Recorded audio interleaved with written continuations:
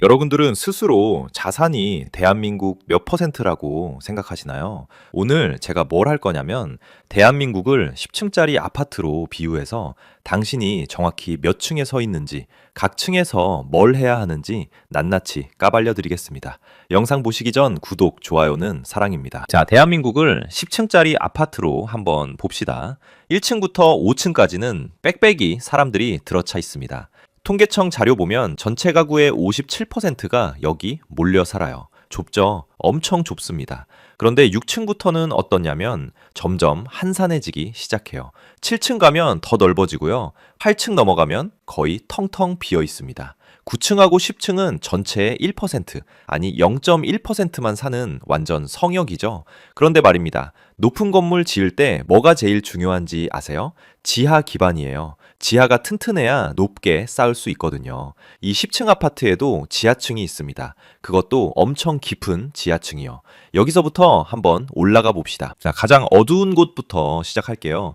햇빛도 안 들어오는 지하층입니다. 여기는 자산보다 빚이 더 많은 분들이 계세요. 통장 잔고가 마이너스인 거죠. 이게 공식 통계에는 잘 안 잡히는데 실제로는 엄청 많습니다. 법원 통계 보면요. 2025년 들어서 개인회생 신청이 12만 건 넘었거든요. 그 중에 절반 가까이가 20대, 30대 세대예요. 젊은 사람들이요. 이게 무슨 얘기냐면 집값 오른다고 영끌했다가 코인이나 주식 손댔다가 완전히 박살난 겁니다. 사회 첫 발도 못 대고 지하로 추락한 거죠. 한 달에 이자만 50만 원씩 나가는 분들도 많아요. 1년이면 600만 원입니다. 10년이면 6천만 원인데 원금은 그대로예요. 한 푼도 안 줄어요. 지하층에서 가장 무서운 게 뭔지 아세요? 빛이 안 보인다는 겁니다. 내가 여기서 언제 나가나 이 생각에 포기하게 되는 거죠. 그런데 절대 포기하시면 안 됩니다. 지하에서 나오는 방법 분명히 있어요. 두 가지입니다. 첫 번째, 개인회생이나 파산제도 부끄러워하지 마세요. 12만 명이 넘게 신청했다니까요. 이거 제도예요, 제도. 쓰라고 있는 겁니다. 특히 2026년부터는 최저 생계비가 7%에서 10% 오른대요. 그러면 상대적으로 유리해집니다. 변제 부담이 줄어드는 거거든요. 두 번째, 고금리 빚부터 정리하세요. 카드론, 대부업체 이런 거 먼저 손 봐야 됩니다. 이게 발목 잡고 있으니까요. 지하층에서 1층으로 올라가는 거 쉽지 않습니다. 근데 불가능한 것도 아니에요. 일단 빚부터 정리하고 마이너스에서 제로로 만드는 게 첫 번째 목표입니다. 자, 이제 지하에서 지상으로 올라와 봅시다. 드디어 1층이에요. 순자산 0원에서 1억 원 구간이에요. 지상으로 올라왔습니다. 햇빛이 보여요. 통계청 가계금융복지조사에 따르면 전체 가구의 약 29%가 이 구간에 살고 있습니다. 10집 중 3집이죠. 여기 사시는 분들 보면 젊은 사회 초년생들 많습니다. 고시원 살거나 원룸, 월세 사시는 분들이요. 행복주택 같은데 계신 분들도 있고요. 반대쪽 끝에는 은퇴 후에 별다른 자산 없는 노년층도 많이 계세요. 국민연금이나 기초연금으로 살아가시는 분들이죠. 1층이 어떤 분들한테는 출발점인데 어떤 분들한테는 종착역이 됩니다. 이게 좀 슬픈 현실이에요. 1층의 가장 큰 특징이 뭐냐면 시드머니가 없다는 겁니다. 종잣돈이요. 뭘 하려고 해도 시작할 돈이 없어요. 그리고 월세가 문제예요. 매달 70만 원, 100만 원씩 나가잖아요. 1년이면 1000만 원 넘게 나가는 건데 이게 다 남의 자산 불려주는 돈입니다. 내 돈이 계속 새고 있는 거죠. 1층 상승 전략 알려드릴게요. 목표는 딱 하나만 잡으세요. 1억 원 만들기. 이게 1층에서 2층, 3층으로 가는 티켓이거든요. 선생님, 그게 어디 쉬워요? 이러실 거예요. 맞습니다. 안 쉬워요. 근데 해야 됩니다. 월 100만 원 저축하면 8년 걸려요. 월 150만 원 저축하면 5년 반이고요. 내가 월 150을 어떻게 저축해요? 이러시겠지만 방법을 찾아야 됩니다. 안 그러면 평생 1층이에요. 그리고 주택 청약 넣으세요. 특별공급, 생애 최초, 뭐든지요. 이게 한 번에 올라가는 엘리베이터예요. 당첨되면 바로 3층으로 갈 수 있거든요. 이제 2층입니다. 1억은 모았어요. KB 부동산 분석에 따르면 이 구간까지 합치면 전체 가구의 57%가 됩니다. 그러니까 순자산 3억 원만 있어도 당신은 이미 상위 43% 안에 드는 거예요. 2층 사시는 분들은 어떤 분들이냐면 수도권 빌라 전세 사시거나 지방에 구축 아파트 하나 가지고 계십니다. 대출 좀 끼고 있고요. 여기서 가장 큰 고민이 뭔지 아세요? 전세 사기예요. 요새 완전 난리잖아요. 전세금 2억 원이요. 이분들한테는 전 재산입니다. 이거 떼이면 순식간에 지하층으로 추락해요. 정말 한순간이에요. 그래서 이 구간 분들이 엄청 불안해하세요. 내가 사는 집주인은 괜찮겠지? 매일 이런 걱정하면서 사는 겁니다. 2층 상승 전략 알려드릴게요. 여기서 가장 중요한 게 뭐냐면 무리해서라도 내 집 마련해야 됩니다. 월세로 나가는 돈이 1년에 1,000만 원이면 10년이면 1억이에요. 이 돈으로 대출 이자 내는 게 훨씬 나아요. 왜냐면 월세는 그냥 날리는 돈인데 대출 이자는 적어도 내 집 사는 거거든요. 감당 가능한 레버리지 쓰세요. 대출 받아서 실물 자산 확보하는 거요. 무서워하지 마세요. 인플레이션 계속되는 한 빚은 시간 갈수록 가벼워지는데 자산은 무거워집니다. 10년 전에 빌린 5천만 원이랑 지금 5천만 원이랑 가치가 다르잖아요. 이게 핵심이에요. 자, 이제 좀 숨통이 트이는 구간으로 올라가 볼까요? 3층과 4층으로 올라왔습니다. 여기가 어디냐면 바로 대한민국 평균인 순자산 3억에서 6억이 있는 구간이에요. 통계청 자료 보면 평균 순자산 4억 7천만 원이 여기 있거든요. 근데 체감은 전혀 평균 같지 않습니다. 오히려 평균도 못 사는 것 같은데 이런 느낌 받으실 거예요. 왜 그럴까요? 숫자는 평균인데 삶은 평균이 아니거든요. 3층, 4층 사시는 분들 보면 수도권 외곽 구축 아파트 가지고 계시거나 서울 빌라 전세 사시는 분들입니다.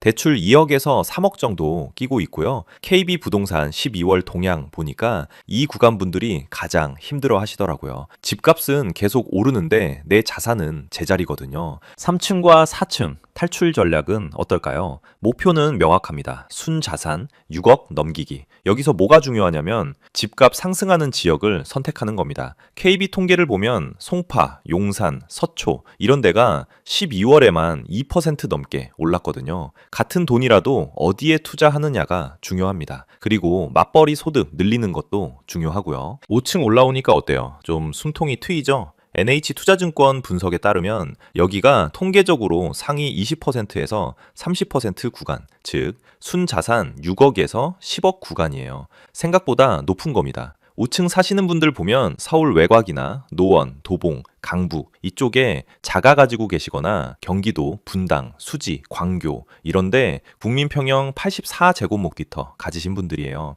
대부분 뭐냐면 맞벌이 부부세요. 부부 합쳐서 연 1억 정도 버시고 대출 2억에서 3억 끼고 집 사신 거죠. 겉으로 보면 우리 자가야 집 있어 이렇게 말하는데 실상은 어떻냐면 통장에 찍히는 여유 자금이 거의 없습니다. 원리금 상환에 한 달에 150만 원 나가죠. 여기에 애가 초등학교 들어가면 학원비가 또 어마어마하게 나가요. 그러면 저축은 거의 못합니다. 그래서 5층 분들이 뭐라고 하냐면 집은 있는데 돈은 없어요. 이게 하우스 푸어예요. 5층 탈출 전략 알려드릴게요. 목표는 순자산 10억입니다. 이게 진짜 중산층 문턱이거든요. 10억 넘어야 좀 숨 쉴 수 있어요. 어떻게 하냐고요? 집값 상승 기다리면서 금융자산 만들기 시작하는 겁니다. IRP, ISA 같은 절세 계좌 활용하세요. 거기다가 배당주나 ETF 같은 거 넣어서 매달 들어오는 현금 흐름을 만드는 거예요. 30대 부부가 월 200만 원 저축하면 단순 계산으로 15년에서 20년 걸립니다.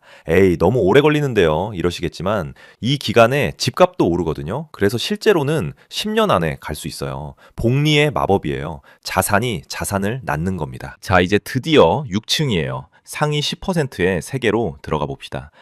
NH투자증권 100세 시대 연구소 보고서에 따르면 순자산 10억 5천만 원을 넘으면 통계적으로 대한민국 상위 10% 안에 듭니다. 10명 중에 1명만 여기 올라오는 거예요. 6층 사시는 분들 어디 사시냐면 서울 마포, 용산, 성동 이쪽에 아파트 가지고 계시거나 강동, 송파에 소형 평형 가지신 분들이에요. 여기 오면 나쁘지 않다 이런 느낌 받으세요. 실제로 안정감이 생겨요. 왜냐면 주택연금 같은 거 활용하면 은퇴 후에도 월 300만 원 이상 받을 수 있거든요. 노후 공포가 확 줄어듭니다. 늙어서 어떡하지? 이런 걱정이 좀 덜해지는 거죠. 근데 여기서도 함정이 있어요.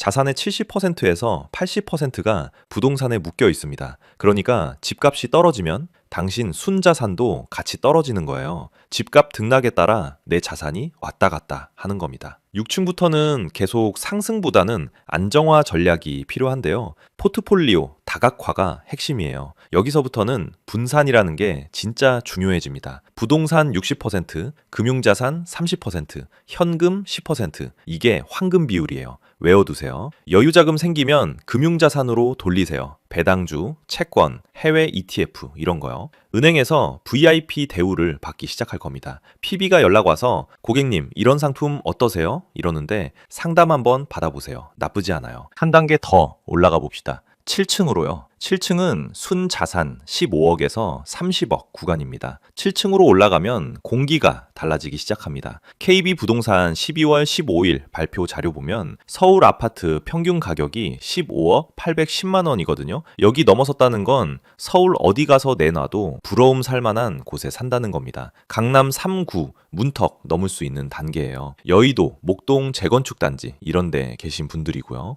여기서부터는 뭐가 달라지냐면 자산 관리 패러다임이 바뀝니다. 증식에서 절세로요. 왜냐면 종부세를 내기 시작하거든요. 1년에 몇백만 원씩 세금으로 나갑니다. 아, 세금도 이렇게 많이 내나 실감하는 구간이에요. 은행에서는 PB가 직접 연락 와요. 사모펀드 어떠세요? ELS 상품 보실래요? 비상장 주식 기회 있는데요. 이러면서요. 7층은 이렇게 관리하시면 됩니다. 첫 번째, 부부 공동명의 하세요. 종부세 줄이는 가장 기본입니다. 두 번째, 거주용 주택 말고 수익형 부동산 고민해보세요. 오피스텔, 상가, 꼬마 빌딩 지분 이런 거요. 왜냐면 매달 들어오는 임대 수익으로 근로소득 의존도 낮추는 거거든요. 일 안 해도 돈 들어오는 구조 만드는 겁니다. 세 번째, 법인 설립도 고민해보세요. 절세 효과가 상당합니다. 개인 명의보다 법인 명의가 세금 측면에서 유리한 경우가 많거든요. 자, 이제 8층이에요. 상위 1%의 세계입니다. 순자산 30억에서 50억 구간이죠. NH투자증권 보고서에 따르면 상위 1% 기준선이 33억이거든요. 당신은 이제 대한민국 최상위 자산가입니다. 100명 중에 1명만 여기 올라와요. 8층 사시는 분들 어디 사시냐면 강남 신축 대형 평형 사시거나 한남동, 성북동 고급 빌라 계신 분들이에요. KB 한국부자 보고서에서 말하는 한국부자의 정의가 금융자산 10억 이상인데 이 구간 오면 거주용 부동산 빼고도 금융자산이 10억 넘습니다. 현금 동원력이 막강해져요. 무슨 얘기냐면 부동산 하락장에 급매물 나오면 현금으로 삽니다. 주식 폭락장에도 저가 매수 들어갈 수 있고요. 여기 오면 생존이나 생활 걱정은 완전히 사라져요. 대신 뭐가 고민이 되냐면 어떻게 잘 쓰고 잘 물려줄 것인가, 이게 주된 고민이 됩니다. 마지막 최상층 펜트하우스 9층에서 10층 구간입니다. KB 한국부자 보고서에 따르면 전체 인구의 0.1%만 사는 곳입니다. 50억 넘으면 자본소득이 근로소득을 완전히 압도해요. 30억 자산에 연 5%만 수익 내도 1억 5천이거든요. 세금 떼고도 1억 남는 겁니다. 일 안 해도 1억씩 들어와요. 100억원이 넘으면 이건 차원이 달라집니다. KB 보고서 보면 금융자산 300억 이상, 초고자산가가 약 1만 명인데 이 1만 명이 가진 자산이 1267조 원이에요. 1만 명이 1267조를 가지고 있습니다. 이분들은 개인이 자산 관리 안 합니다. 조직이 해요. 패밀리 오피스라고 해서 가문의 자산을 전담 관리하는 팀이 있어요. 주식, 채권, 부동산 이런 거 넘어서 기업 M&A 합니다. 예술품 수집하고 재단 설립하고요. 완전 다른 세계예요. 펜트하우스, 단독주택, 해외 부동산 다 가지고 계시고요. 자, 지하층부터 펜트하우스까지 다 봤습니다. 이제 종이 꺼내서 적어보세요. 당신의 순자산이 얼마예요? 빚은 얼마고요? 월 저축액은요? 이 세 숫자만 적으면 당신이 몇 층에 서 있는지 정확히 나옵니다. 지하에 계시면 빚부터 정리하세요. 일단 지상으로 올라와야 됩니다. 1층에 계시면 1억 만들기에 집중하세요. 이게 2층, 3층 가는 티켓이에요. 5층에 계시면 포트폴리오 다각화 시작하세요. 부동산만 가지고는 위험합니다. 망설임이 가장 비싼 비용이에요. 정말로요. 2025년 12월 31일 오늘입니다. 딱 하루 남았어요. 새해 오기 전에 당신의 층수 정확히 파악하세요. 그게 시작이에요. 10층 아파트 당신도 올라갈 수 있습니다. 엘리베이터 기다리지 마세요. 계단이라도 오르세요. 한 계단 한 계단이 모여서 한 층 만드는 겁니다. 오늘 영상 도움 되셨으면 보통의 경제학 구독, 좋아요 꼭 눌러주시고요. 댓글로 당신 층수를 남겨주세요. 진심으로 응원합니다. 감사합니다.